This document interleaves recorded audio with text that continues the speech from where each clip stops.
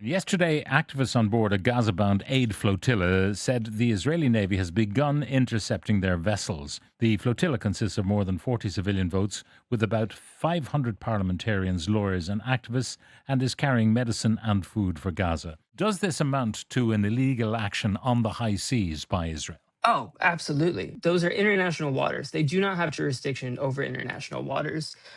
So they did not have jurisdiction to either blockade Gaza or intercept anyone trying to bring aid to Gaza. Do you accept that it's inevitable, given the Israeli track record, that the none of the vessels in the flotilla will actually make it to their destination? It is very possible. And this is exactly why we are begging the international community to help us create a humanitarian corridor. Now, on this program, we have analysed the 20-point so-called peace plan advanced by Donald Trump and Benjamin Netanyahu without any input from the Palestinian side. The contention, I think, by the Italian Prime Minister that this activity by the flotilla could be jeopardizing that very peace process. What do you say? Italy is jeopardizing the peace process by saying that you will protect the people aboard the flotilla and then leaving us in the middle of the Mediterranean to fend for ourselves when it was about to get dicey. These international leaders need to realize that they are the ones upending the peace process by not holding Israel accountable for the war crimes that they're continuously committing.